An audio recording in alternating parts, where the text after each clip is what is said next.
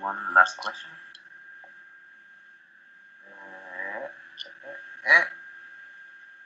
Uh, what about this situation right now?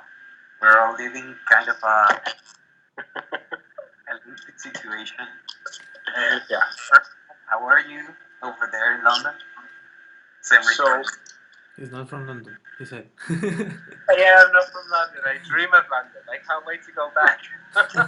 Actually, I was talking to a Spanish teacher, very beginner Spanish, and he was talking about, you say you're English, everyone will say, where are you from? But there's no word for anywhere else in England except London. There's London, but Manchester's Manchester. No one cares. But I want to go to Manchester. I'm in a small town at the moment. Which in city? lockdown. Which town? Which? I would like to go to some of the small cities and just go to great cafes right now. I miss it so bad. The situation in the UK, I think, is probably a few weeks ahead of countries like Chile and Peru, but a good few weeks behind some of the rest of Europe and all of Asia. So at the moment, cafes are pretty much shut. There is some takeaway delivery services. Some cafes are trying different things, but it's just at the very beginning. And we think, currently we think July, maybe cafes will reopen in a different way than they were before. And at the moment, everyone is trying to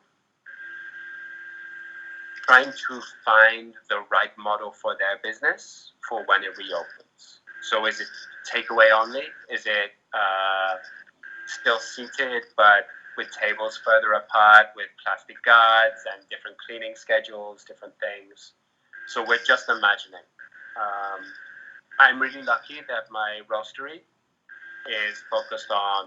was already focused on online sales, which have really grown because there's so many people are stuck at home, so they're ordering a little more online, drinking more coffee at home.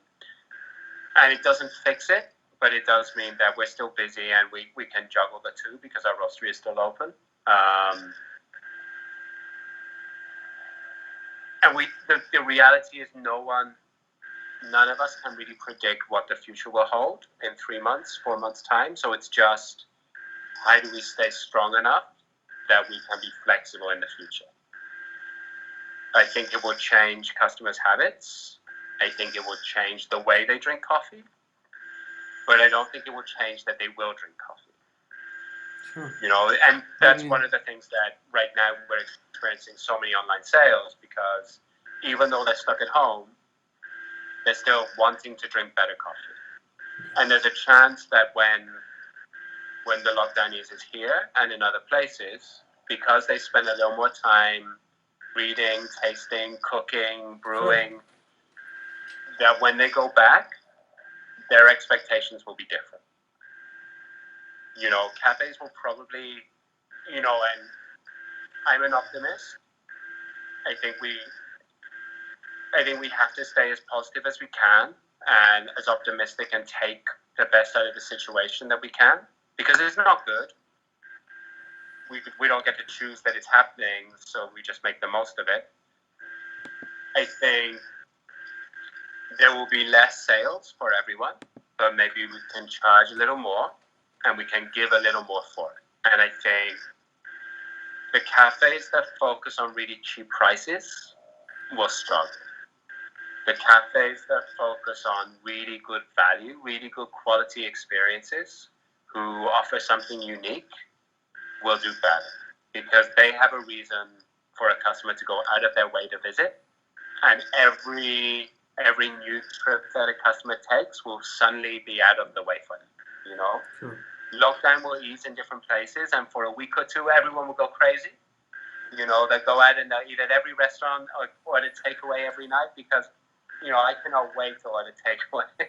I have cooked so much over the past few weeks. I'm so bored of the food that I make. But after a week or two, because we're out of the habits that we had before, we're not going into cafes twice a day as we were when we were going to work before. Sure. So everything will be about new habits, and people will maybe the economic situation as well. They'll be more like, well, I've got this much money to spend. I'm going to spend it in a way that really makes me happy.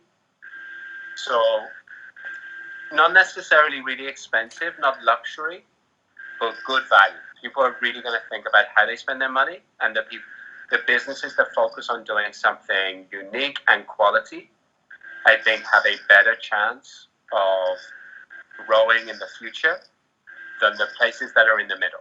You know, if it's and it's too easy to blame or to kind of pull at Starbucks, but Starbucks is easy because they're everywhere, right? They're in every country, so it's like a unique standard. Or McDonald's, you know, if it's generic and there are 5 businesses in your country that all kind of offer the same thing at the same price in different color cups, you're probably going to be less excited about going back to there.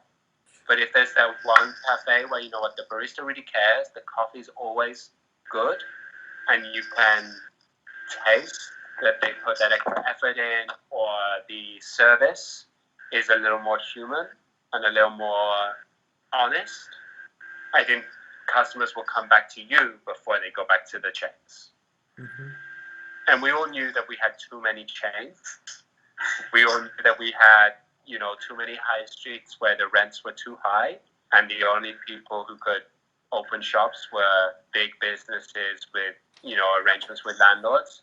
I think that's the thing that will really suffer, or that I hope will, if we're going to lose anything, I hope we lose the stuff in the middle that doesn't add real value.